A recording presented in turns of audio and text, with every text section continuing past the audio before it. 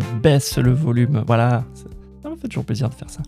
Salut à toutes et à tous, bienvenue au Port Manette. On est le dimanche 16 août, encore un tout petit peu, on est à la traîne là.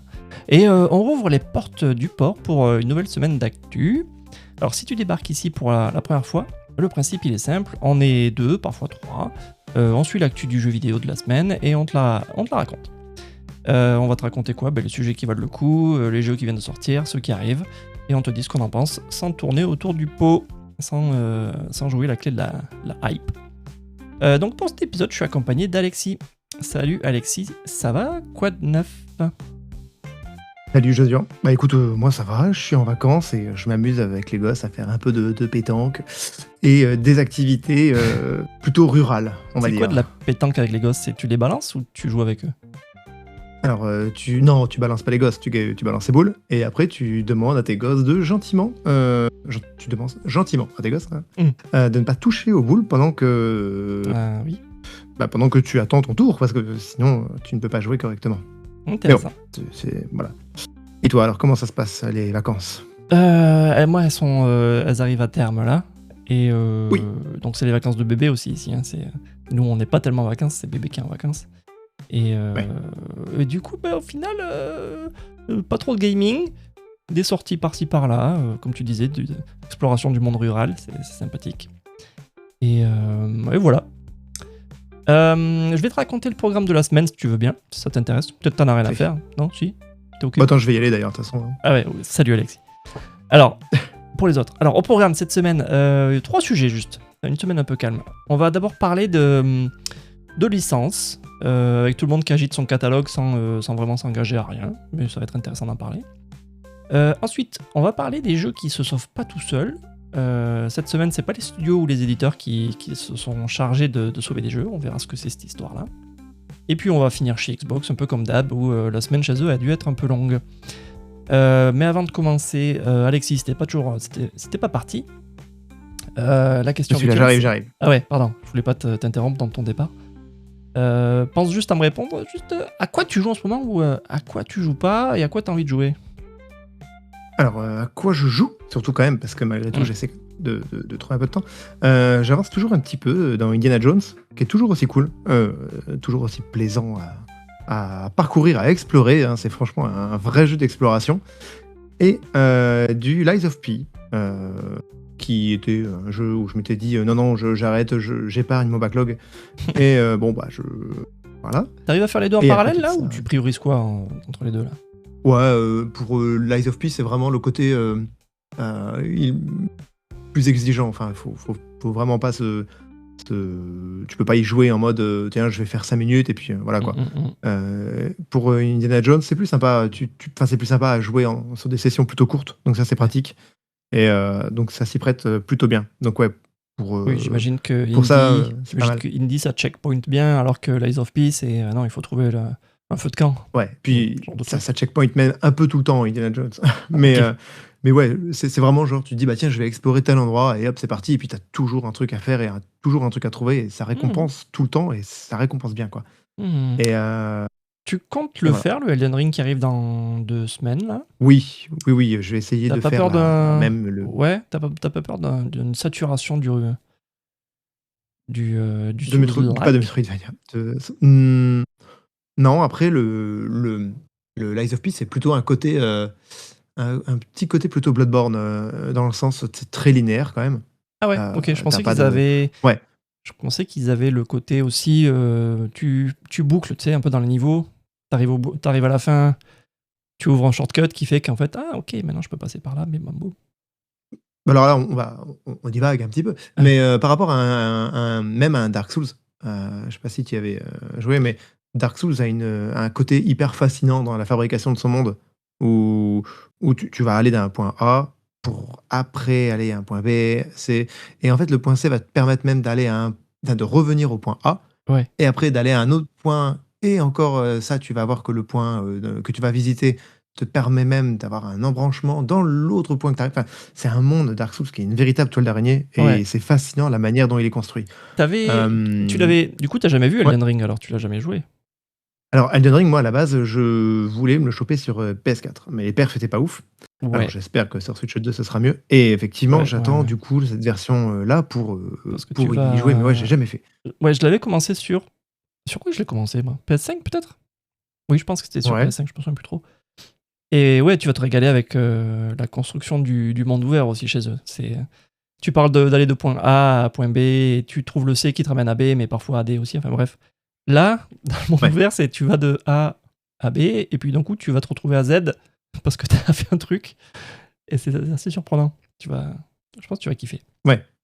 Mais c'est pour ça, ouais, c'est vraiment des jeux que j'aime beaucoup et c'est pour le coup le Elden Ring, il me tentait bien, mais effectivement, ouais, les perfs sur la PS4 c'était pas ouf et Mm, ouais, mm. Ouais, j'avais pas trop l'envie de claquer 500 balles, ouais, ouais. Bah, c'est des à jeux qui l'époque, me. à l'époque. Moi, c'est des jeux qui me plaisent aussi, mais c'est des jeux qui demandent trop de rigueur et Ouais, j'ai pas le temps de l'avoir là, en ce moment, et du coup, oui, bon, ça aussi, ouais. voilà. Donc Elden Ring, ouais, Mmh. j'avais fait quelques boss, mais après le jeu il m'a botté les fesses tellement fort que j'ai bon, j'ai fait un petit Ah peu oui, ça aussi, d'exploration, j'ai essayé de cheeser, j'ai essayé de farmer des trucs là où je pouvais, mais bon, j'ai atteint mon objectif. Tu sais, comme je fais à chaque fois. Maintenant, j'habite dans un endroit paisible où je mmh. maîtrise ce qui se passe autour. Tu habites au 1er feu de camp, quoi. Ouais, la première église détruite, tu la verras très vite dans le jeu. Et, et voilà. Mais non, mais je Mais pense que toi, tu joues à quoi du coup? ouais, mais justement, Enfin, pas grand chose en ce moment, mais j'attendais justement. C'est pas la semaine prochaine, mais c'est la semaine d'après où il y a justement le Elden Ring Switch 2 qui arrive et qui peut être pas mal. ouais, Je serais tenté de replonger un peu dedans. Mais la même semaine, ce que j'attends, c'est le MGS Master Collection, mmh. Metal Gear Solid Master Collection, le volume 2, avec, tu sais, dedans, il y a le Peace Walker. MGS4, et donc qui était coincé sur PS3 jusqu'à présent, donc c'est un peu un truc assez ouf. Et dedans, il y a aussi le Peace Walker que j'avais commencé à l'époque sur Xbox 360, je crois, ou c'était PS3, pareil, je sais plus trop sur quoi j'avais fait. Et donc, même si j'ai envie de commencer un tout petit peu MGS4, je sais qu'il est beaucoup trop long et un peu saoulant à force, avec du storytelling Kojima qui s'arrête jamais. Je suis plus intéressé du coup par le Peace Walker qui, lui, comme il avait été fait à l'époque pour la PSP, je me dis le prendre sur Switch, c'est pas mal aussi pour des sessions courtes et faciles à transporter. Donc voilà. Donc Ouais. rien en Puis cours. surtout Oui. le côté, surtout, de la taille de l'écran qui va peut-être pas totalement, démolir le jeu aussi. Ouais, oui, oui, t'as raison en plus. Parce que oui, la perspective du Peace Walker, elle ressemble au MGS de base. C'est une caméra assez. Elle est au-dessus, quoi. C'est pas du isométrique, mais elle est placée vraiment à la verticale du perso. Donc tu joues comme un MGS 1, tu vois, en gros. Même si t'as des options après pour avoir la caméra FPS. Bon, bref. Il y a des options qui font que ça, comme tu dis, ça marchera bien sur Switch 2, je pense. Voilà. On ouvre les cases de news. T'es OK? Allons-y, allons-y, je reste Allez. là, je ne pars pas. Allez, cool. Ah, j'avais peur. Voilà, donc je te parlais au début dans le programme de gens qui agitent leur licence en mode ouh, regardez-nous. Et donc cette semaine, c'est 4 vieilles licences qui refont un peu surface dans différentes news. Le premier morceau, c'est un producteur d'Atlus qui est dans une interview par-ci par-là. Il dit qu'il faudra bien finir par faire Persona 1 et 2. Donc il parle de remake. Hein. Voilà.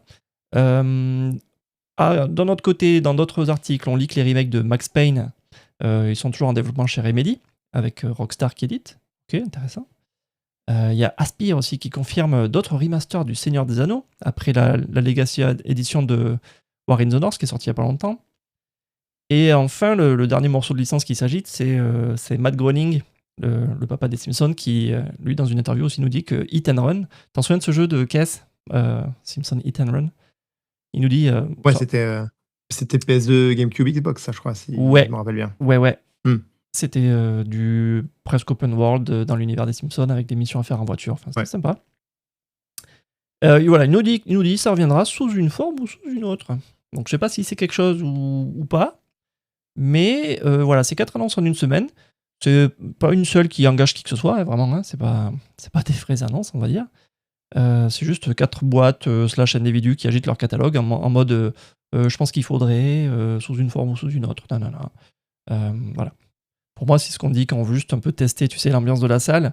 Et ça marche, vu que j'ai décidé d'en parler. Donc c'est que je suis un peu intéressé par ce qu'il raconte.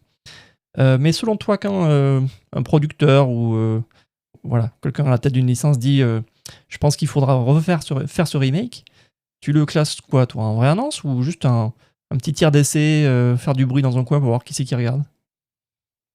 Alors, j'allais dire un peu la même chose. Je pense que les éditeurs, ils aiment bien essayer de tâter le terrain, on va dire, avant de lancer les vrais chantiers. Euh, pour le Seigneur des Anneaux, c'est un peu compliqué, je pense, parce que ils ont déjà lancé un véritable remaster avec c'est la Guerre du Nord, je crois, qui est sorti là Ouais, c'est ça. juste cette semaine, un peu comme ça, quoi. Euh, donc ils ont déjà annoncé qu'il y avait pas mal de trucs, je crois, qu'ils allaient refaire les trilogies, enfin pas la trilogie originale, mais les deux tours et le Retour du Roi qui était sorti à l'époque. Mhm. Et ils vont refaire pas mal de trucs. Donc je pense surtout qu'ils ont récupéré les droits et qu'ils veulent essorer la licence. Ils ont peut-être 3 semaines pour s'en servir. Exactement, ouais. Et qu'ils veulent tout pomper le plus vite Le possible. plus vite possible. Donc là, pour le coup, je pense que c'est vraiment en mode préparez-vous, restez à l'affût. Et là, c'est vraiment une annonce comme ça. Euh, Après, oui, il y a des trucs où. Pour Atlus, tu Quand, penses qu'on va les bouffer, les Persona 1 et 2? Ils étaient pas un peu problématiques, ceux-là, dans leur. Je sais Alors plus si après, c'est ceux-là. en fait, dans mes souvenirs, alors déjà, le Persona 3, c'est un peu lui qui a posé les bases du Persona moderne. Donc, les autres, c'est un peu des jeux un petit peu compliqués aussi. Je pense que c'est des jeux qui vont être compliqués à, enfin, on parle de remasteriser, Ouais, mais à un moment, il y a une différence entre un remaster et un remake, en fait. ouais. Ouais, t'as peur que ce soit des jeux trop compliqués à donner à bouffer à des joueurs modernes, c'est ça que tu veux dire? Ouais. Alors déjà, par exemple, ils ont fait le Shin Megami Tensei 3. Ouais. Alors, il était dans son jus quand même, hein. Mais au-delà de ça, si on décide de faire d'aller en dessous et de filer du Shin Megami Tensei 2 au-delà, voilà, et même plus bas, on est quand même sur des générations de consoles qui sont bien plus vieilles aussi. Bah, le 1, Et c'était on est vraiment sur du rétro gaming. Play 1. 1 et 2, c'était Play 1? Euh, alors, dans mes souvenirs, je crois même que la série Megaten et autres, c'était sur de la Ah NES ouais. même. Ah ouais, Ça a ok. commencé sur de la NES, de la Super NES, ouais. Donc, Persona, je crois que c'était PlayStation. Hmm. Donc ouais. Mais je pense qu'on y arrivera, oui. Mais va falloir à un moment. Enfin, faut tout refaire, quoi. Faut tout Ouais. refaire. C'est, ça peut pas Les, être juste un petit coup de pinceau, quoi. les Max Payne, t'avais fait ça, toi, ou pas? Les 1 et 2, Euh, de l'époque Remedy. Le 3, c'était un le jeu, premier Max. un jeu Rockstar, il me semble. C'est Rockstar qui l'a fait? Oui. Ouais, le Max Payne, le Max Payne 3, ouais, c'était assez différent quand même, ouais. Mais Ouais. le premier Max Payne, ouais, je me rappelle, j'avais joué, c'était vraiment le côté très action Avec, hyper nerveux, complètement décomplexé, avec le bullet time. et avec le bullet time, ouais. Mais Et ouais, moi à l'époque j'y avais joué sur c'était le PC de la maison, un PC un peu boiteux, donc j'y jouais avec des perfs, pouah, mais c'est pas grave, c'était bien, ouais. c'était chouette. Mais c'est pareil pour le coup. C'est le genre de jeu où toi tu fais un véritable remake et est-ce que en fait au-delà de la nostalgie, tu vois quelque chose d'autre? Ou est-ce que tu fais un, un petite refonte un petit peu comme ce que nous fait les Aspyr un Ouais, petit peu tout le temps là bah avec s'ils prennent les Tomb Raider ou. sans trop tout réinventer, s'ils arrivent à prendre juste le modèle de combat du Max Payne 3 et re-raconter l'histoire du 1 et du 2, franchement ça peut marcher, hein. Mais bon, je Oui, sais pas après c'est trop, sûr que pas trop comment ils vont faire ça. Capcom le fait bien aussi, hein. Ouais. Mm. Et le dernier bout, c'était le Simpson Hit and Run. Ce serait sympa de le revoir sortir, ouais, effectivement. Sous une forme ou sous une autre, comme il dit. Ouais. Après, c'est clair que ça va dépendre de tout ce qui est lié aux licences et aux problèmes. Là, par contre, je crois que les Simpsons Hit and Run, ça, c'était pas Electronic Arts à l'époque qui avait les droits. Je suis en train de regarder, je sais plus trop qui c'est qui avait sorti ce jeu. Il me semble que c'était Electronic Arts, c'est donc du C'est coup pour. Alors, c'est du Radical Entertainment, un éditeur, Hmm. un développeur. Vivendi Games, Fox Interactive et Sierra. Non, il n'y a pas d'Electronic Arts dans le lot. D'accord, je Juste croyais. des éditeurs qui ont disparu aujourd'hui, qui n'existent plus. D'accord. Et un développeur qui n'existe plus Ouais. non plus d'ailleurs, hein. Donc, Ouais. chez qui ça va, je sais pas. Donc voilà, ça c'était pour Ouais, le donc, côté des licences qui ressortent. Oui, t'avais encore un petit truc? Non, mais c'est vrai qu'il faudrait voir pour un jeu comme ça qui va s'en occuper, qui Ouais. peut en fait surtout s'en occuper, quoi. Ouais, c'est vrai. Donc voilà, ça c'est le côté licences qui ressortent de cette semaine. Il y a aussi les licences qui restent au placard, dont on a parlé cette semaine aussi. Et donc, pour une fois, on a un peu l'explication de pourquoi ça reste au placard. Et donc, c'est l'ancien producteur exécutif sur Dragon Age qui explique dans une interview sur le site FRVR. Il explique comment Electronic Arts voyait la licence en interne. Et donc, ça parle de jeux trop niche, trop rétrograde, trop old school. Et à côté de ça, c'est comparé à du Mass Effect qui, comme il ressemblait de loin un peu à du Gears, passait mieux dans les réunions, quoi. Et donc, il ajoute que, par comparaison, il compare ça à Baldur's Gate 3, qui est un peu le même genre de niche et de old school et de rigidité, là, qui a quand même prouvé que cette formule ne dérange pas les joueurs du tout. Donc, cette interview était intéressante. Et donc voilà, donc il nous raconte pourquoi Electronic Arts ne comprenait pas pourquoi quelqu'un pourrait acheter un jeu dans ce genre-là. À ton avis, qu'est-ce qui s'est passé, toi, entre cette vision Electronic Arts et Baldur's Gate 3 qui s'est vendu à des millions, genre 10 millions d'exemplaires? C'est une vision différente du jeu, c'est quoi? Je pense qu'il y a le fait que les développeurs de chez Larian, ils ont vraiment un produit. C'est pas un produit, mais ils ont un jeu. Enfin, ici, ils ont produit, enfin, une production qui, on sent qu'ils l'ont fait et ils l'ont fait avec amour, quoi. Et ils ont foutu tout ce qu'ils avaient dedans. Ouais. Je pense que pour le coup, quand il y a des jeux qui sont réalisés et on sent derrière que c'est pas fait avec le couteau sous la gorge, quoi, mais que tu as une épée de Damoclès ou tu dis, bon, allez, c'est fait pour remplir un cahier des charges ou que c'est fait pour être vraiment soit viser certains joueurs, mais on sait que ça va pas être non plus quelque chose de. Enfin, tu prends Baldur's Gate 3, tu te dis, bon, allez, effectivement, c'est du jeu de rôle, voilà, mais les mecs ont foutu tous les potards à fond, en fait. Ouais. À aucun moment tu te dis, ça aurait pu être mieux. Enfin, ça, bon, allez, ils ont retiré certains trucs là. Bon, allez, là, ils ont fait zéro compromis, quoi, les mecs, pour ça. Alors que, bon, et pour Baldur's Gate, ils auraient très bien pu en faire, parce que c'est pas un jeu qui peut se vendre, mais ils étaient pas sûrs de te rentabiliser, quoi. Pour un jeu comme un jeu Electronic Arts, je pense que là, effectivement, les mecs sont en train de se dire, bon, allez, il faut faire gaffe, faut qu'on rentre dans nos frais. Donc ça, allez, on fait gaffe, on retire, on retire, on retire. Là, on fait attention.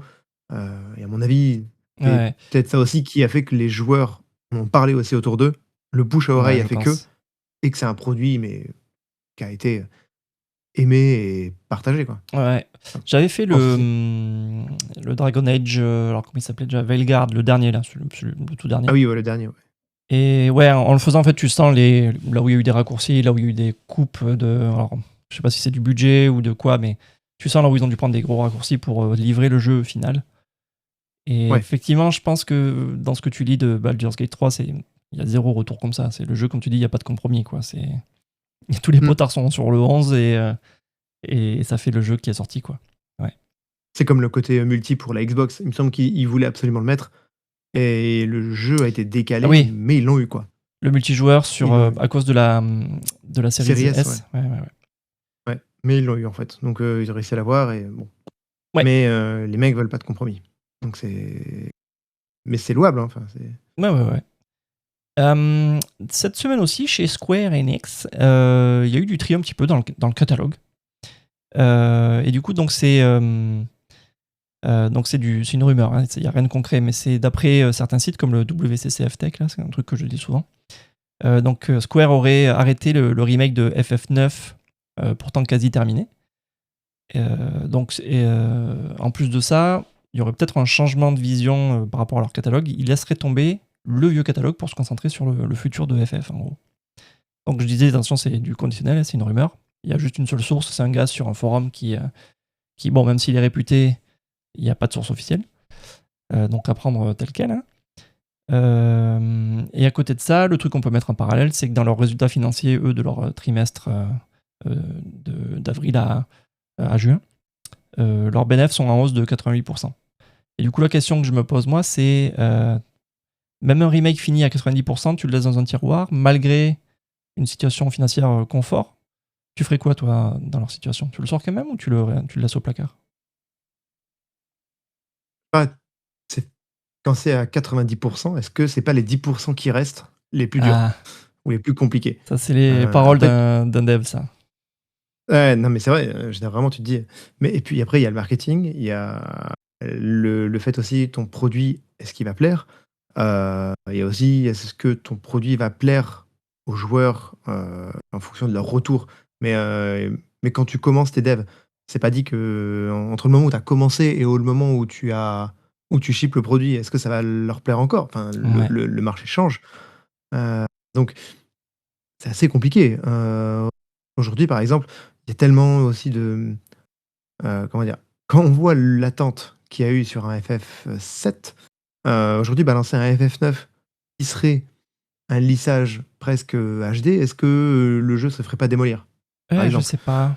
Je sais pas, parce que Heu, le 9, je pense, même un peu poli, il peut marcher dans cette ère du HD 2D, là, où les gens sont quand même Moi satisfaits je pense que de oui. ce qui sort. Bon, et du coup, je suis surpris d'apprendre si c'est vrai, Mmh. qu'ils le sortent pas, quoi. Parce qu'à mon avis, il pourrait quand même bien marcher.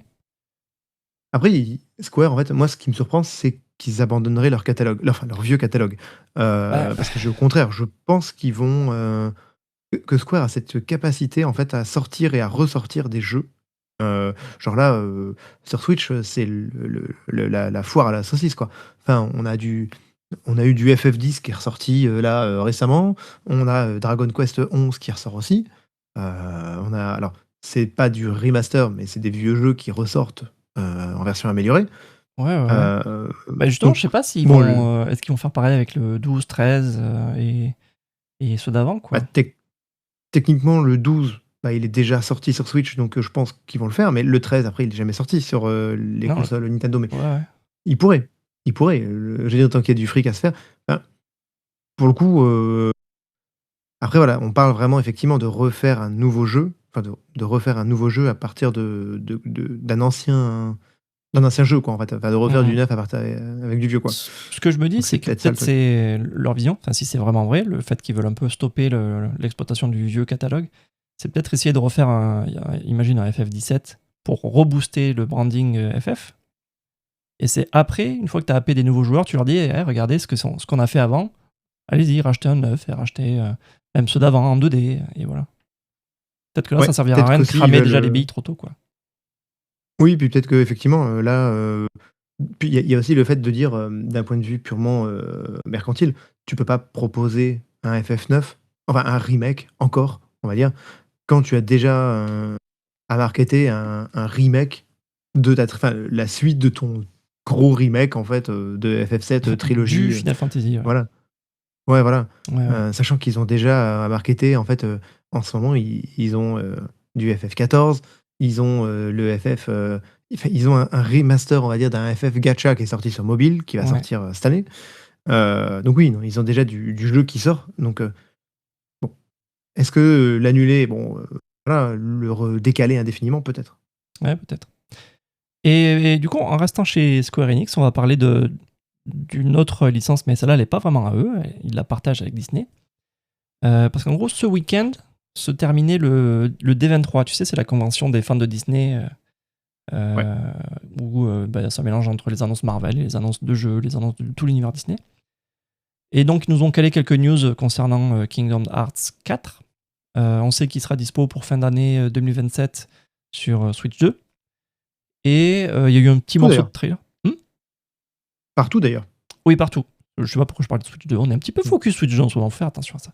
Et, et ils ont fait la promo de ça un peu viteuf avec des extraits avec le monde un monde Pixar inspiré du film Coco, euh, qui montrait Sora un peu grimé façon le jour des morts au Mexique, tout ça. Bon, c'est assez mignon. Et ils ont aussi annoncé en même temps une série animée sur Disney+, histoire de taper encore plus fort autour de la licence. Voilà. Donc je pense que Square, ça en sortira bien avec celui-là aussi. Un peu avant ça, il y avait Disney aussi qui avait annoncé quelques chiffres pour faire un peu cocorico aussi. Ils ont annoncé que 9 jeux à eux ont dépassé le milliard de dollars. Ils en citent que 2 dans ce petit communiqué de presse là, c'est Kingdom Hearts justement et Marvel Strike Force. C'est un truc mobile, il me semble, ce truc-là. Un truc où tu peux injecter des sous à l'infini. Un super Et jeu quoi. ouais. Et le milliard de dollars de Kingdom Hearts, c'est cumulé sur 24 ans. Il ne faut pas non plus crier Un chiffre énorme, hein, ça fait 25 ans qu'ils sortent des jeux, donc bon, à force, oui, tu les atteins.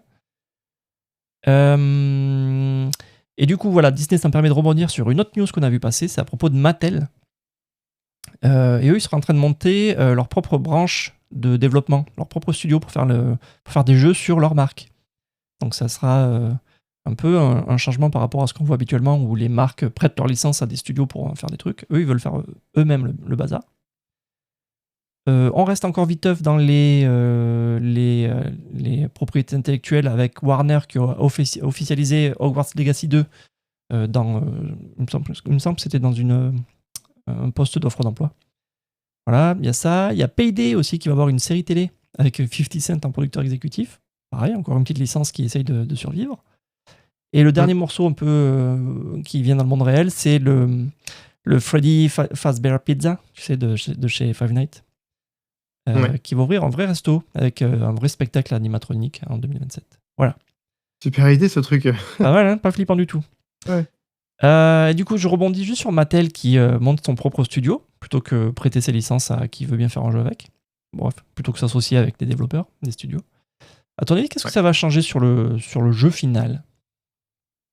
Alors, moi j'avais regardé un petit peu et en fait j'ai vu que leur premier jeu, en tout cas qu'ils avaient réalisé, parce que qui était leur premier truc, c'était un jeu dans l'univers de Master of the Universe, donc Ok. Musclor il me semble. Musclor, ouais. Et c'était un Skeletor Until Next Time. Alors ça a l'air d'être un...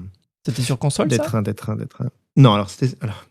oui, j'ai oublié de dire un peu le petit truc, mais j'allais faire une comparaison, ça ressemblait à un... Attention, on va spoiler. On va très spoiler le nom du jeu, mais ça ressemblait à un nom... Alors, comment il s'appelle ? L'aventurier qui court un Temple Run. Voilà. Ah oui, un runner, Donc, quoi. un runner gacha. Ah oui, c'est Enfin, un pas gacha, runner mais avec un runner. Skeletor, dis donc. Ça ressemble à ça, ouais. Donc voilà, et apparemment, donc il y aura d'autres free-to-play qui vont arriver, donc du Uno Wild, du Hot Wheels, machin. Ah, Uno, c'est Mattel, j'avais pas fait attention à ça. Ouais, donc le truc, c'est plutôt qu'est-ce que ça va changer, en fait, parce que je crois qu'aujourd'hui, je pense pas que c'est les jeux finaux qui vont changer. Enfin, si, ça va changer. Je pense que déjà, ce qui va faire un petit peu bizarre, ça va être à Ubisoft ou autre, parce que je crois que Ubisoft, aujourd'hui, s'occupe de certains de ces jeux. Uno, je crois que c'est Ubisoft.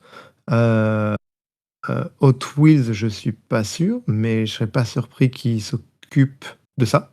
Peut-être pas Ubisoft, mais il y en a un autre. Mais déjà, c'est des jeux qui seront plus gérés par ces grosses boîtes.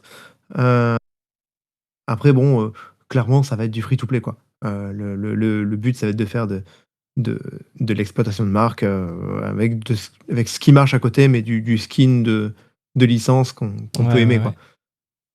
Aujourd'hui, voilà. Et Bon, voilà. Moi, perso, je vais pas dire que ça me donne envie, hein, clairement. Oui, si. Bon, bah, s'il reste à faire des jeux gacha mobile, c'est pas grave. Tant mieux pour eux. Ouais. Et le dernier truc de la liste, au rayon des licences, c'est un peu cocasse quand même, malgré tout. C'est Sony qui essaye de repartir de zéro et qui cherche à créer une nouvelle mascotte capable de rivaliser avec Hello Kitty. C'est ce qu'ils disent. Donc, moi, je vois Sony, je vois qu'il y a Kratos, il y a Aloy, il y a Nathan Drake, il y a Astrobot. Pourquoi est-ce qu'il y en a aucun qui peut faire l'affaire là, dans ce qu'ils cherchent ? Bah, parce que déjà, pour toucher un public jeune, faut pas avoir une console à 500 balles. Non. Plus que ça. Oui, pardon. Oui, moi, je vis dans le 19e siècle. Non, en vrai, je pense que déjà, ça en fait partie. Quand tu vas marketer une console, quand tu vas marketer ta marque, marketer ta marque. Mais quand tu vas te marketer pour un public plus mature, dès que tu veux toucher les plus jeunes, bon, voilà, il suffit de voir dans la cour de récré dans les années 90, c'était les ados avaient Sega et généralement, bon, on voyait, il y avait une connotation plus jeune pour Mario et tout ça parce que Mario visait, Nintendo visait les plus tout le monde, on va dire. Tu sais qui était bon pour faire des mascottes Play à l'époque ? Le Japan Studio. Ouais, c'est clair. Ouais. Avec le chat, le Toro Inoue. Espèce de chat. Attends, oui, quand il... et c'était lequel ? Attends, qui faisait des... qui c'est qui faisait les jeux de rythme aussi comment il s'appelait ? Ah, le Parappa ? Ouais. Ouais, Parappa, ça aurait pu marcher aussi, mais pareil. Ouais. Mais non, mais après, ils auraient pu Ils auraient pu, pour moi, un héros, qui a justement un physique un petit peu à la cool et tout ça, il y a dans les Jack and Dexter, il y a du Sly Cooper, il y a du Bah, Ratchet& et Clank aussi. ouais, si tu C'est remontes des en arrière, héros il y avait qui Crash, il y avait Spyro. oui, oui, après ça, c'est des licences qui Ils ont appartiennent eu. plus à Sony pour le coup, Oui, ça c'est bizarre. Il y avait mais Sackboy à l'époque PS3. oui, bah, pour le coup, c'est Sackboy, ça existe encore. Enfin, ça existe encore. Ça survit. Oui, ça existe encore. Ouais, ouais, il y a Ça, eu un oui, ça Sackboy survit. Adventures il y a pas Mmh. longtemps. Là. Ouais, mais après, oui, mais c'est sûr qu'à partir du moment, encore une fois, enfin, quand tu quand tu veux marketer quelque chose, tu peux pas marketer un appareil à partir du moment où tu pas la gamme de prix non plus qui va avec, quoi. Je veux dire, Ouais. aujourd'hui, tu veux jouer avec Mario, tu peux toper une Switch à 200 balles, une Switch Lite à 200 balles, quoi. Aujourd'hui, tu veux jouer avec, Kratos, bon, bah, la seule offre, officielle, bah, elle est pas en dessous de 800 balles. Donc, Ouais, pareil, sauf si tu c'est pas tapes dans n'importe la. qui, Sauf si tu tapes dans l'époque PS4 et à ce moment-là, bon, t'as un peu plus de marge, de manœuvre. Ouais, ouais, bien sûr, mais même là, je veux dire, c'est que tu commences à taper dans d'occasion, il faut vraiment aller ailleurs. Enfin, Mhm. c'est pas c'est voilà, c'est assez compliqué aussi. Donc c'est et puis même, encore une fois, bon, c'est pas vraiment un truc destiné aux enfants, en fait. C'est vraiment une expérience plus adulte, plus Ouais, mature, ouais. voilà. Ouais. Donc ouais, c'est Voilà, voilà. Si tu veux, on va clôturer ce premier topic allons-y. sur les licences où on va parler de comment arriver à garder des jeux en vie. C'est le deuxième morceau de ce pod. Avec une histoire assez intéressante cette semaine qui commence avec un petit rappel. À l'époque, Quake 4, qui avait une extension qui s'appelait Awakening, qui était développée chez Ritual Entertainment. Mais Activision l'a annulé après que les ventes du Quake 4 soient décevantes, le jeu de base. Et donc, apparemment, cette extension était terminée elle aussi à 90-95%, et foutue au placard. Et depuis, plus rien. Voilà, tout le monde savait très bien que ça sortirait jamais et que tout le monde croyait ce morceau de jeu perdu à jamais. Et donc, cette semaine, on apprend qu'il y a un développeur, Justin Marshall, qui se retrouve à acheter un vieux PC d'occasion sur Amazon. Déjà, c'est le coup de bol. Dans le disque dur de ce PC, il trouve le build de cette extension. Et donc, ce qu'il fait, un bon développeur, il met tout ça sur GitHub pour la préservation. Et donc, tu peux aujourd'hui jouer à cette extension en l'installant toi-même dans ton Quake 4 officiel. Et donc, ce type, c'est pas n'importe qui, ce Marshall, c'est un gars qui a développé, qui a travaillé sur les jeux genre Evil Within ou XCOM 2 ou Dead Island. Et aujourd'hui, s'il travaille plus sur ces jeux, c'est que justement, il était lui-même victime des vagues de licenciements qui touchent le secteur. Donc, c'est une histoire intéressante quand même, avec le côté coup de bol d'acheter un PC d'occasion sur Amazon et tu tombes sur un disque dur qui contient des trucs. Déjà, ça, c'est incroyable. Mais la question, moi, que je me pose plus d'un point de vue la nature même du sujet, c'est selon toi, un jeu annulé, même une extension annulée, est-ce que ça mérite d'être préservé au même titre qu'un jeu sorti, ou à partir de quand, dans le stade de développement, on peut se dire ouais, ça vaut le coup d'être préservé, ça fait partie de l'histoire du jeu, et patati patata. Il y a il y a tellement de trucs, en fait, quand on voit déjà rien que même des artworks, et on parle même pas, en fait, de développement, hein, mais des artworks, en fait, ça mérite, en fait, toujours, je trouve, d'être conservé. Pareil, il y a des builds, en fait, de vieilles démos, qui sont jouables parfois, et ça, je trouve que c'est tellement intéressant. Heu, on entend parler souvent des vieilles démos d'Ocarina of Time ou autres qui sont un peu des fantasmes de rumeurs, et de ça, c'est des trucs qui sont passionnants, en fait, parce que en fait, l'absence d'information fait naître justement plein de rêves, en fait, un peu pour certains joueurs. Et là, en fait, c'est encore presque pire parce que tu te dis: «Mais tu as un truc qui est terminé, en fait, Mhm. quasiment». Enfin, ça en revient un peu à ce qu'on disait avec le FF9, quoi. Mais tu as un truc qui est quasiment terminé et pour le coup, bah, c'est annulé, encore une fois. Et alors que, bah, il suffirait de le balancer un petit peu aujourd'hui en catimini, en mode: «Allez hop, on balance ça sur un store et où on le balance gratos», et voilà. Et Ouais. aujourd'hui, bah, ça, c'est complètement perdu, complètement, Et c'est Ça me dommage, en fait, parce rappelle, qu'il suffirait. ça me rappelle Star Fox 2, tu sais? Ouais, il y a Star Fox 2 et ça, c'est pareil. Ils l'ont ressorti là sur un petit peu en catimini aussi, mais c'est pareil. C'est triste, quoi, de se dire que ça sorte comme ça et que ça sorte parce que le jeu ait dû être annulé parce que c'était pas la priorité de l'époque, en fait. Ouais, ouais. Bah, Star Fox, Et, c'était ça. et- Il allait sortir au moment où ils essayaient de dropper la SNES pour aller vers la suivante, la 64. la Et, 64, ouais. et du coup, d'un point de vue stratégie, ils ne se voyaient pas sortir un nouveau Star Fox en disant: ah, regardez, oui, il est encore en 2D. Ouais. Enfin, il est encore en Super FX, machin. Bon, bref. Et ouais, il a fallu attendre, je sais pas combien d'années, plus de 20 ans, pour l'avoir sur le NSO. Ouais. Et il y a eu 2 jeux là qui sont sortis sur pareil, le NSO, là, 2 jeux de la Virtual Boy Ah oui, c'est vrai. qui, eux, étaient pas sortis. Ouais, eux étaient pas sortis non plus. Et là, ils nous sortent des jeux en mode regardez, ils sont jamais sortis. Et tu te dis, mais en fait, autant les avoir maintenant, tu te dis, attends, mais c'est cool. Mais en fait, tu te dis surtout, enfin, moi, en tout cas, je me dis surtout, mais ok, mais, mais en fait, c'était des jeux qui étaient pas perdus, mais en fait, il y a tellement de trucs, tellement d'archives parfois qui sont Ouais. soit perdus. Alors après, il y a des trucs qui sont sûrement réutilisés, en fait, mais ouais, en fait, parfois, c'est passionnant, je trouve, d'avoir soit des outils pas forcément des outils de travail, mais des archives de travail comme ça. Ça m'évoque un autre truc aussi, ça m'évoque le jeu Shadow of the Colossus, tu sais. Ouais. Donc le jeu, je crois, dedans, il y a 16 colosses. C'est un boss rush, Oui. en fait, le jeu. Il y a 16 colosses. Mm. Mais en fouillant les travaux préparatoires et tout ça, les artworks, on comprend qu'il y avait au début plus que 16 colosses. Et les fans du jeu, ils veulent qu'un seul truc, c'est qu'un jour sorte un build du jeu avec tous les autres colosses, quoi. Et Ouais. est-ce que, est-ce que j'ai envie de voir ça? Moi, je pense pas, parce que le jeu final, il est très bien tel qu'il est, donc je sais pas si j'aurais envie qu'il ressorte blindé de contenu coupé, parce que s'il a été coupé, il y a peut-être une raison aussi, c'est que ça matchait pas, ou ça faisait doublon. Donc c'est un sujet, ouais, Ouais, puis surtout, intéressant. les colosses ont peut-être même été réutilisés dans d'autres idées ou dans d'autres jeux. Ouais, il y en a un comme ça. Il y avait le premier colosse du jeu, je crois, c'est un mix entre deux autres. Celui qui a la masse, je sais pas si tu Ouais. te souviens du jeu là. Bref. Ouais. Donc c'est sujet intéressant de savoir à quel moment on trace cette ligne du ouais, ça vaut le coup d'être préservé, ou est-ce que c'est juste ça peut juste rester un article qui raconte des trucs, tu vois. C'est aussi une forme de Ouais, une director's préservation, cut quoi. ou. Ouais. Mm. Alors, l'autre bonne nouvelle par rapport au jeu qui se préserve, c'est une histoire de chiffres un petit peu. D'après Circana, donc l'organisme qui essaye de compter au plus près et au plus juste comment les gens consomment les jeux vidéo.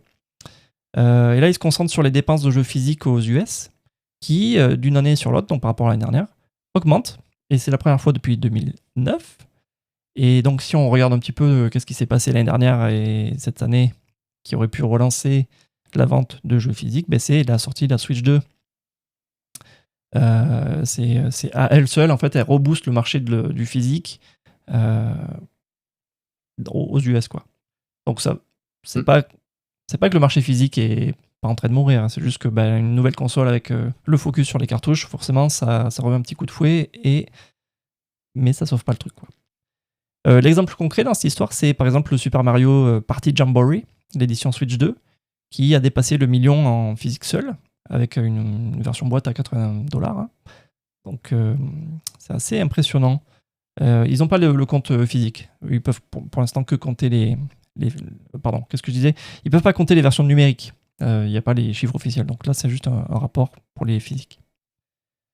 Et donc, la petite question pour toi, c'est arriver à vendre quand même 1 million de boîtes à $80 dans Mario Party. Qu'est-ce que ça dit du public Nintendo? Que j'ai pas l'impression qu'on peut voir un truc pareil chez les autres. Hein.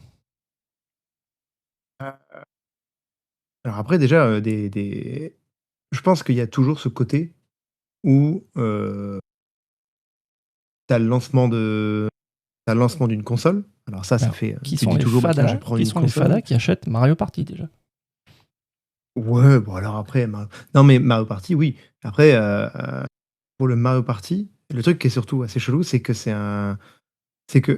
t'avais toujours ce jeu, il est dispo en 2 fois, on va dire. Ben, aujourd'hui, tu peux le choper, en version, Switch classique. Ensuite, tu as la version Switch 2 qui est vendue plus cher et après tu as, effectivement, cette version de mise à niveau, on va dire. Ouais. Donc après, oui, il y a cette cartouche, elle a un prix parce qu'elle contient, la mise à niveau qui est, elle contient la mise à niveau qui est incluse dedans, en fait Ouais, une petite et tu peux jouer à la extension version et Switch. ouais. Ouais, il y a tout le bordel, ouais.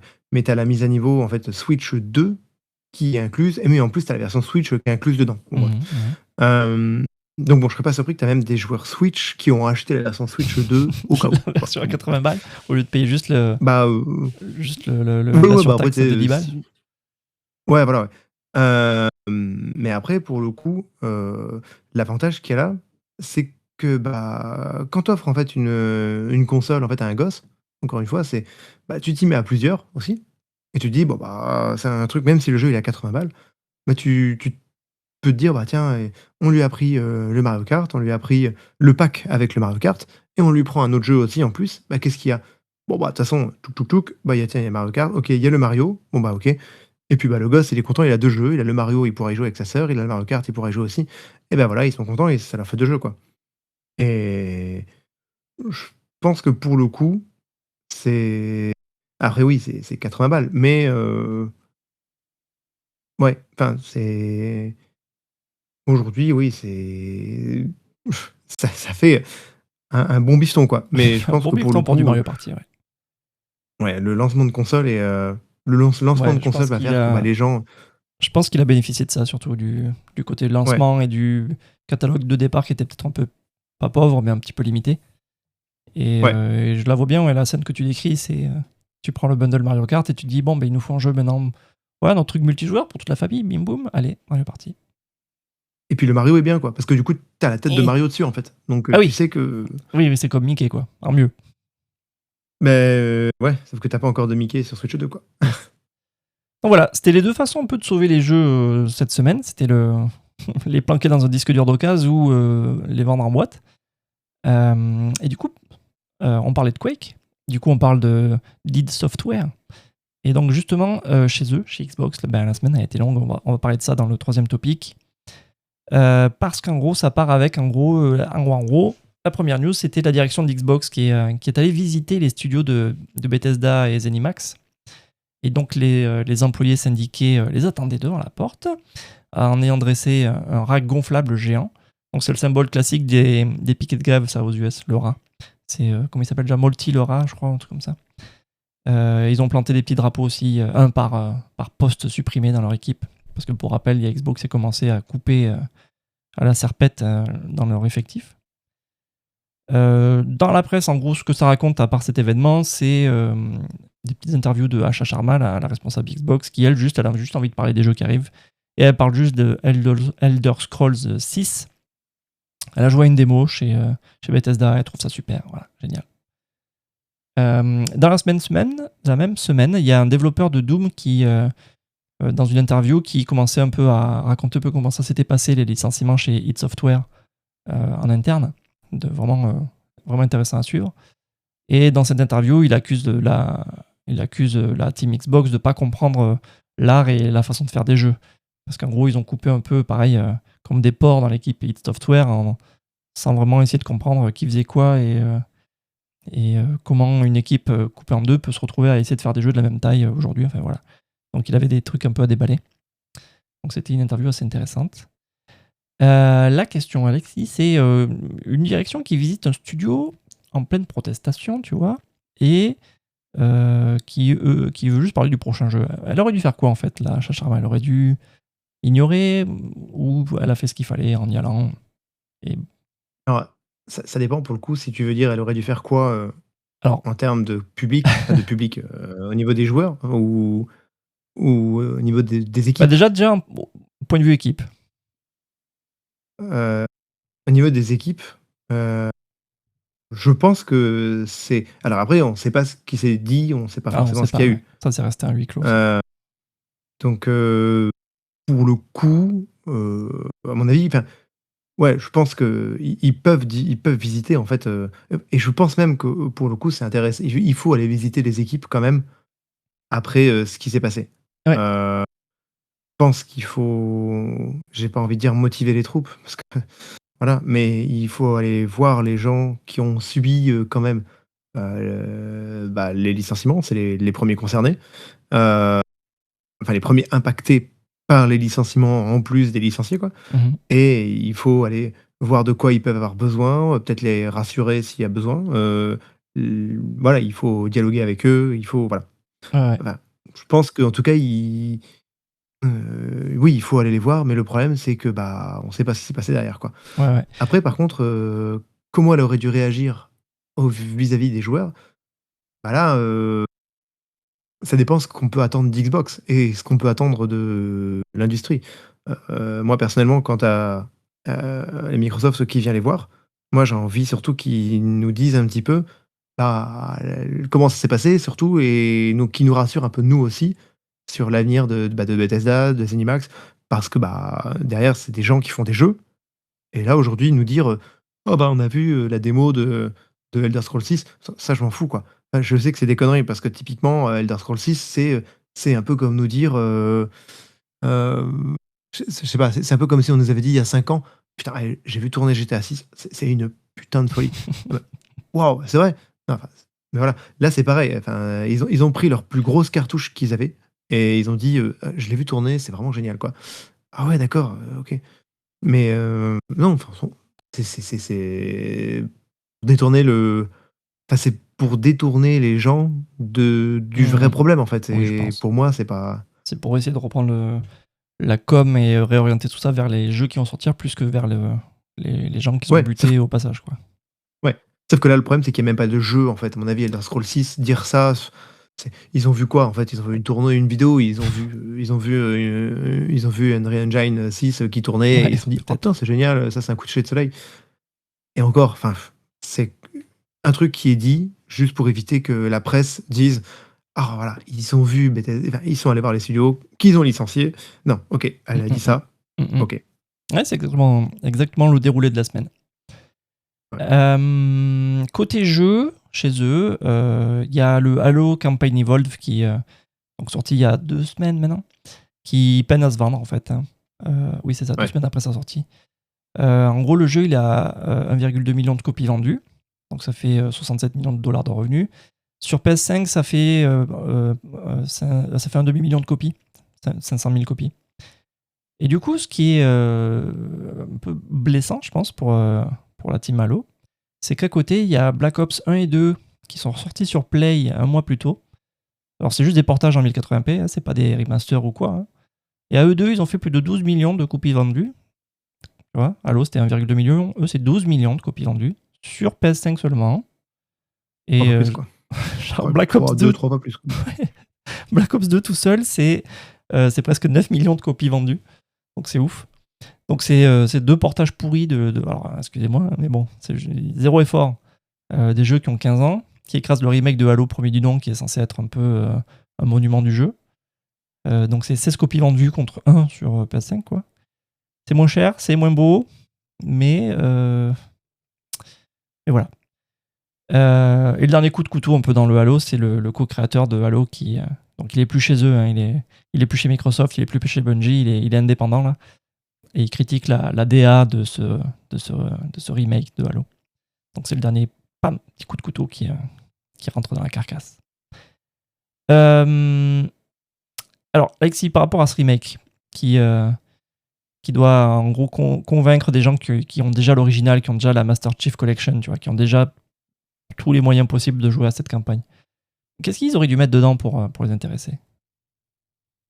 Heu, je pense, en fait, aujourd'hui que pour, Halo, il y a un problème, heu, c'est enfin, en tout cas, ça dépend des pays, hein, mais déjà tout ce qui s'est passé avec l'IA en France, ça les a butés rien que dans ce pays-là. Ah ouais, tu veux dire le Heu, problème avec les acteurs, la VF, la VF, ouais. ouais. Ouais, ouais, rien que ça les a démolis, en fait. Je pense que le jeu, il a pas dû ça serait intéressant de voir combien il y a de ventes en France, mais je pense que ça les a démolis, quoi. Parce que je pense que alors je vais pas dire que bon, c'est pas non plus, voilà, mais je vais pas dire que les gens, ils aiment pas, Call of Duty pour la licence.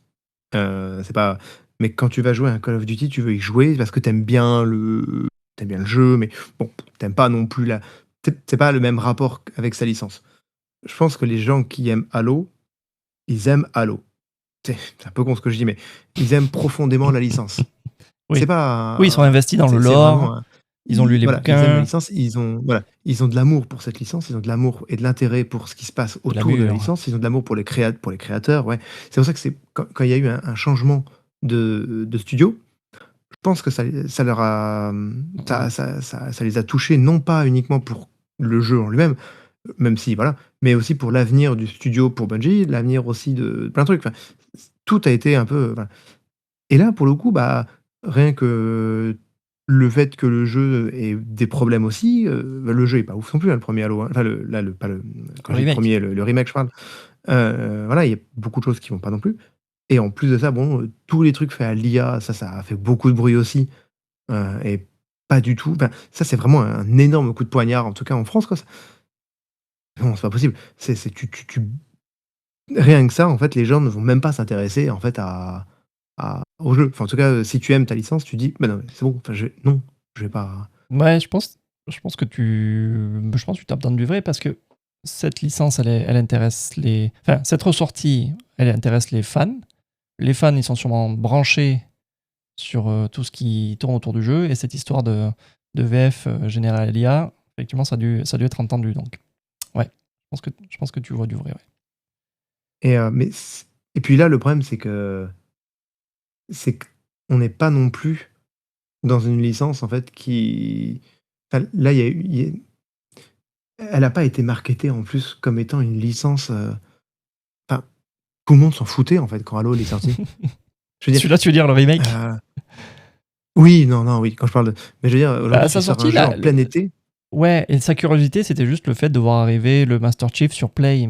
Mais même ça, Ouais, ça a pas fait le, mais le, mais je veux le dire bang ouais, mais je veux dire annoncé, quoi. ouais, mais je veux dire, par exemple, quand tu sors un jeu en plein été, tu sais que si tu vises pas un public particulier, tu sais que tu as une chance sur 2 de te viander, quoi.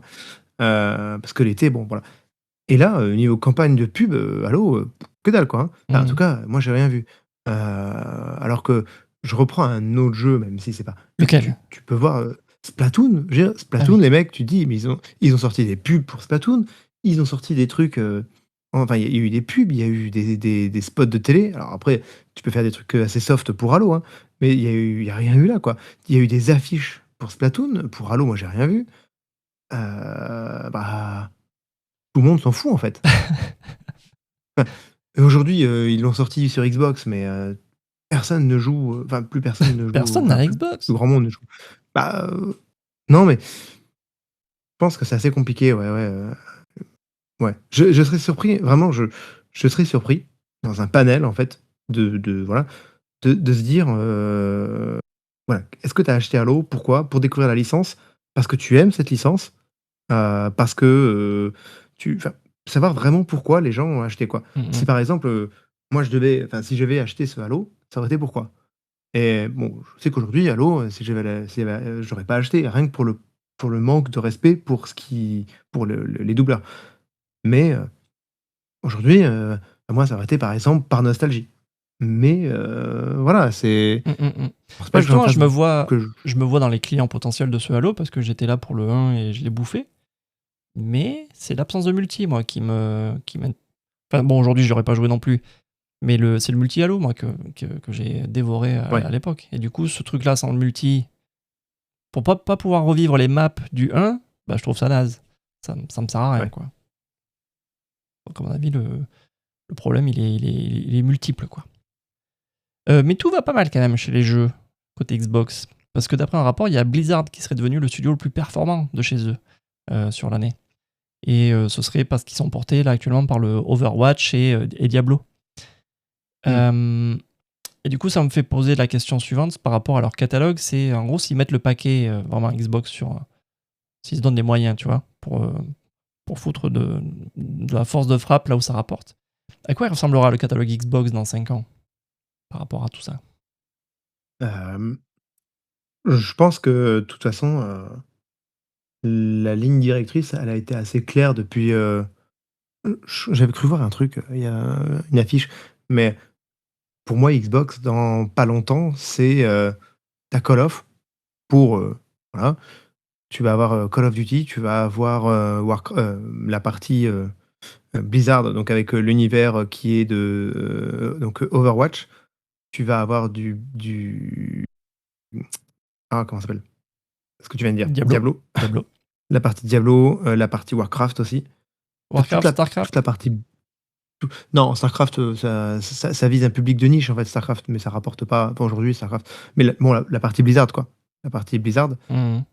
Et après, je pense même pas qu'il faille voir grand chose. Peut-être on peut peut-être rajouter du Forza quelque part. Peut-être. Ouais, j'espère. Mais aujourd'hui, l'avenir de Forza, ça se passe sur quoi en fait? Ça se passe sur PlayStation, Oui, ça se passe sur le j'ai multi. l'impression. Même Steam, hein. Steam, ils en vendent des palettes hein, aussi. Hein. Ouais. Donc, oui, tu vas me dire après les jeux Blizzard aussi, mais non, je pense Mhm. qu'aujourd'hui, l'avenir de Microsoft, pour moi, aujourd'hui, c'est Activision, en fait. Ouais, c'est vrai. Parce que c'est vrai, après, le C'est prochain Activision. Doom, je pense qu'il est loin. Très, très loin. Bah, le problème, c'est que c'est même pas qu'il est loin, c'est que vu les équipes de ID maintenant, Ouais. ID Software, je vois pas trop Mais ce c'est qu'ils fou, peuvent ça. pondre. Franchement, t'aurais foutu ID Software sur un je sais pas quoi de Halo. Tu leur donnes la licence. Ouais. Là, déjà, rien que le coup de buzz, il marche. Parce que tu dis, waouh, c'est ID Software, les mecs qui ont fait Doom, qui vont reprendre la licence légendaire Halo. Qu'est-ce que ça va donner? Bon, ben, même temps, on le verra peut-être pas.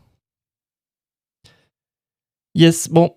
Allez, on va fermer les cases de l'actu, si tu veux bien, de cette semaine-là. Ouais. Et on va passer au jeu qu'on a vu sortir cette semaine. Et alors, c'était marrant parce que la semaine dernière, dimanche dernier, on avait regardé le calendrier de la semaine, celle-ci, en se disant, bon, il y a des remasters, bof. Il y a du foot américain, bof. Et donc, les autres sont tombés. Et les petits jeux qu'on avait soulignés seront en fait les petits coups d'éclat de la semaine, et c'est intéressant à voir. Et donc, on va commencer avec le Dusk Fade. Celui-là, on avait annoncé viteuf en mode vraie nouveauté de la semaine. Et bref, il est bien reçu, lui. Il est à 8,2 sur 10, en gros, dans les résultats. Bien recommandé par les joueurs. Et ce truc-là, c'est un petit jeu de plateforme 3D qui, en gros, il se cache pas de ses modèles. Hein. C'est du Jak and Daxter, on en parlait tout à l'heure. C'est du Ratchet & Clank. Le reproche qui revient, c'est ça. Hein, c'est qu'il fait très bien les trucs qu'on a déjà vus partout. Mais c'est un petit budget. C'est-à-dire, je crois qu'il le vend $30 sur PS5. Il est pas cher. Il est en promo sur Steam aussi à sa sortie, donc c'est pas mal. Donc je pense pas qu'on puisse en vouloir à ce jeu de faire bien les choses, quoi. Hein. C'est pas parce que d'autres l'ont fait avant qu'ils peuvent pas faire pareil. Et surtout pour un jeu voilà, qui est pas non plus trop cher et pas trop long, moi ça me va. Et est-ce que toi, un jeu voilà, qui refait très bien ce qu'on a connu nous dans notre enfance dans ce jeu-là, ça te suffit toi, ou est-ce qu'il te faut un peu plus? Mmh. Moi, pour le coup, le jeu, en tout cas, il a l'air pas trop mal. Mais après, je pense pas que c'est le genre de jeu qui m'intéresse. Je veux dire, c'est bon, je le vois en tout cas, enfin je vois ce qu'il fait et je trouve qu'il le fait plutôt bien. Donc c'est visuellement plutôt joli, ça a beau mais non, après ça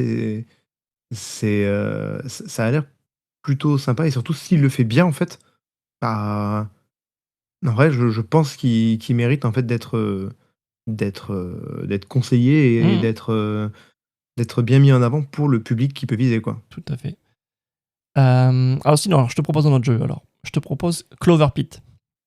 Ah ouais, alors ça, c'est chelou. Clover Pit, ouais. Ça pourrait ressembler à un clone de Balatro, mais le principe, en gros, c'est que ton perso se réveille enfermé dans une pièce.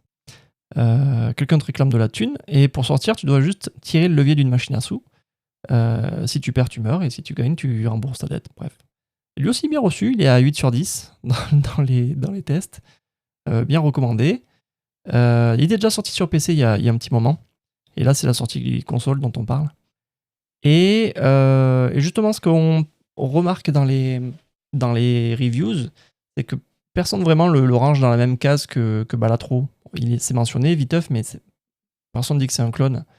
C'est plus proche du jeu un peu angoissant parce que ça te met face à cette espèce de spirale de la dette qui monte et le prochain tour qui va soit tout régler, soit mettre fin à ton calvaire par la mort. Voilà. C'est un petit budget, ça coûte 10 balles, je crois. Donc ça a l'air d'être une idée assez sympa, assez bien faite.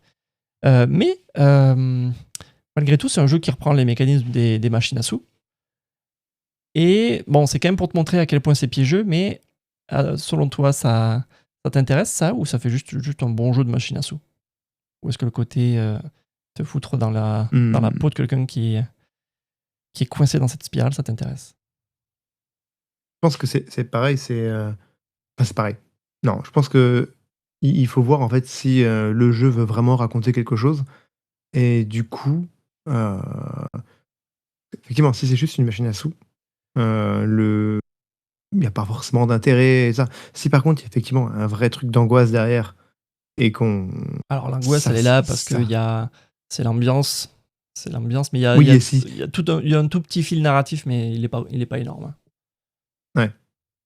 Je pense que ça peut peut-être être intéressant à voir ça sort des machines à sous classiques, en fait.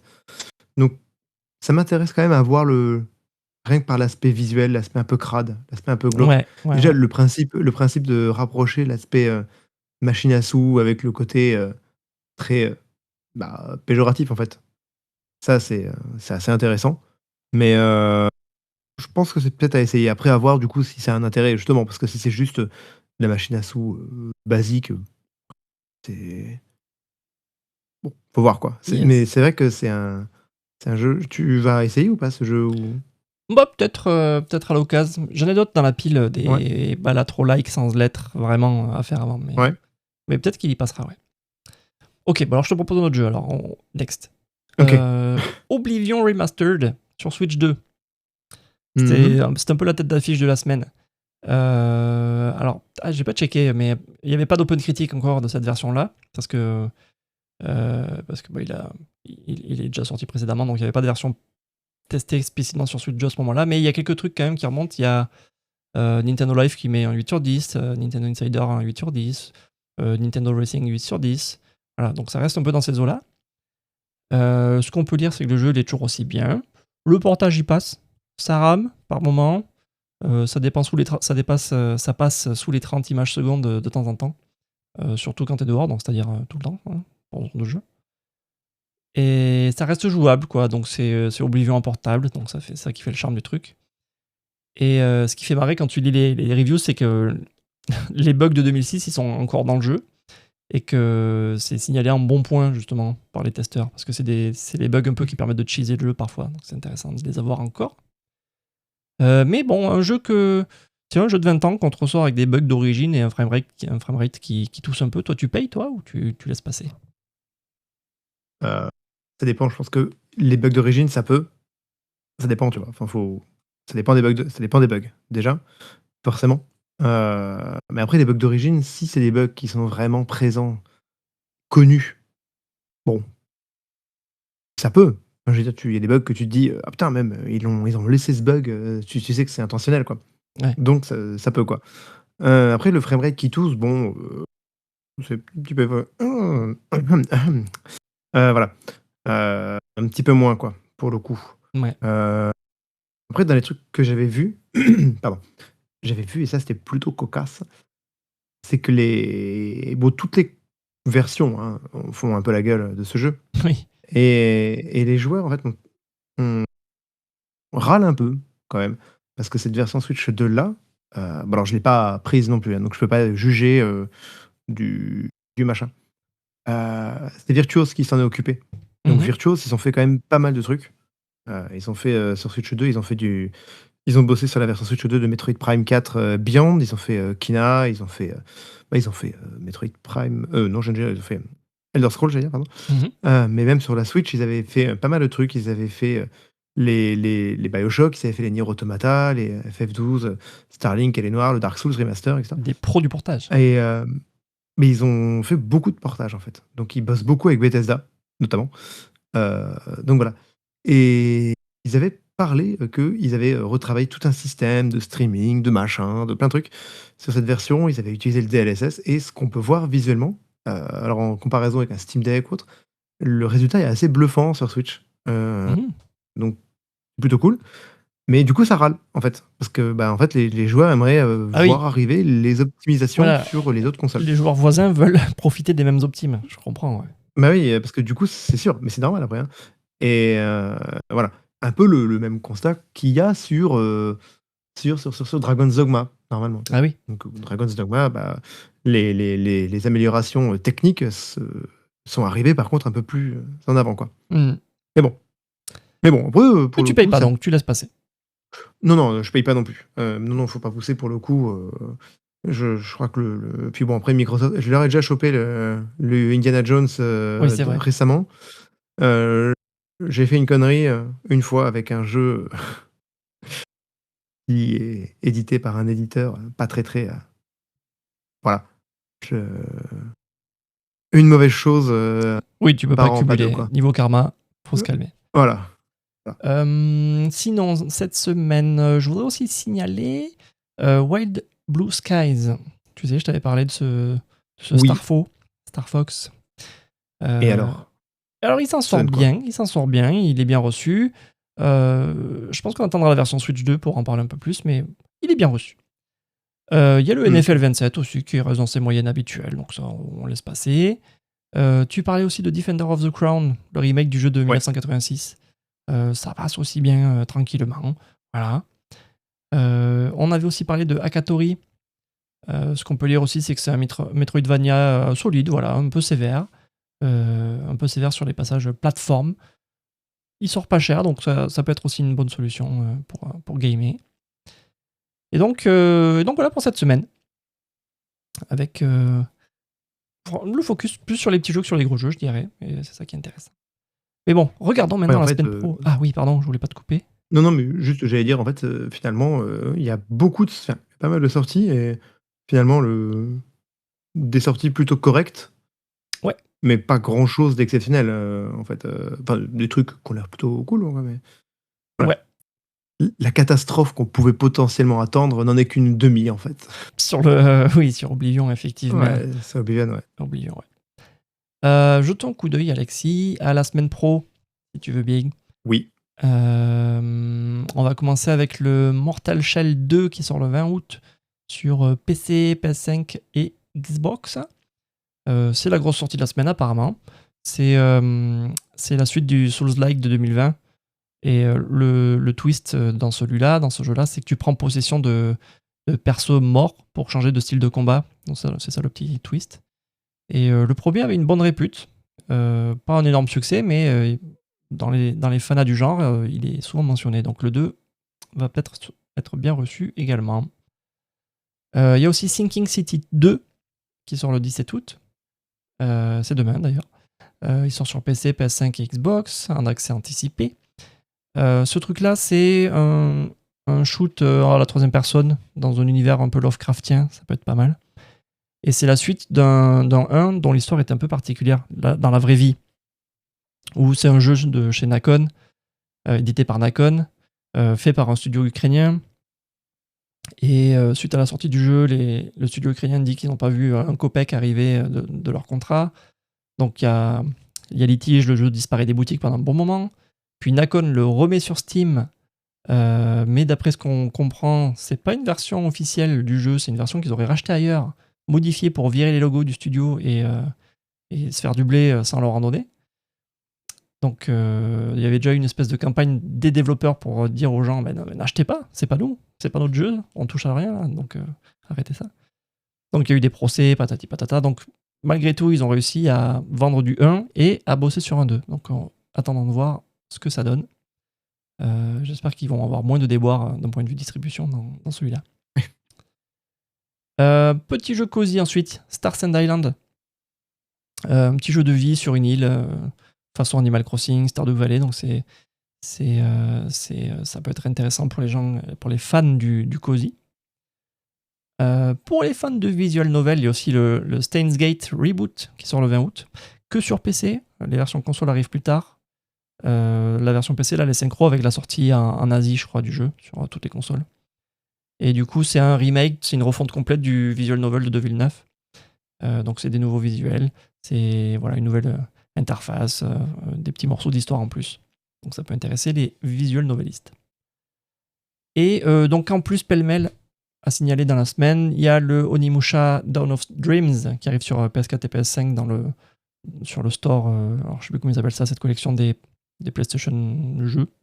Ouais, mais ça, c'est les PlayStation Network. Pas les Network, mais ça, c'est les vieux trucs, là. Ouais, le catalogue. Je sais plus comment il appelle ce catalogue-là. Ouais.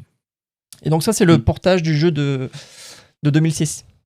Que, Ouais. bon, on l'entendait pas forcément, mais il arrive un peu en mode marketing pour vendre le vrai Onimusha 9 qui arrive en septembre. Et donc, dans le même catalogue de Play, dans la même semaine, il y a aussi Disney Atlantis qui ressort sur PS4 et PS5. Donc, c'est le jeu de 2001 de la licence Disney Atlantis. Donc, c'est pas un des jeux qui s'est vendu à 1 milliard dont il parlait au début, hein, celui-là. Je pense pas qu'il en fasse partie. Hein.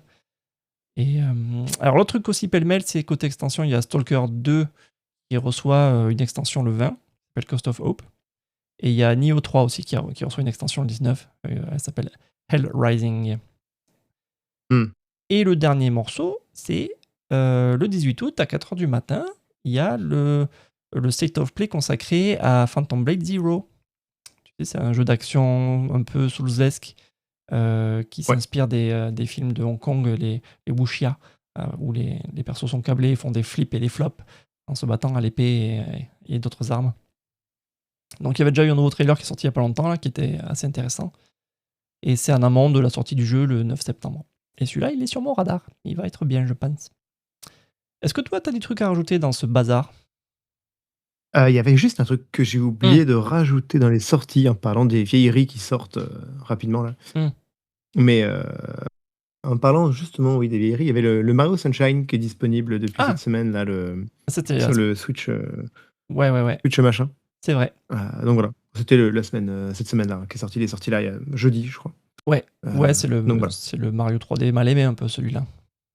Oui. Pourtant, il fait des très beaux effets de reflets, alors qu'il n'y a pas de DLSS, ni de trucs comme ça, ni de technologie. Et une excellente ambiance île tropicale et tout ça.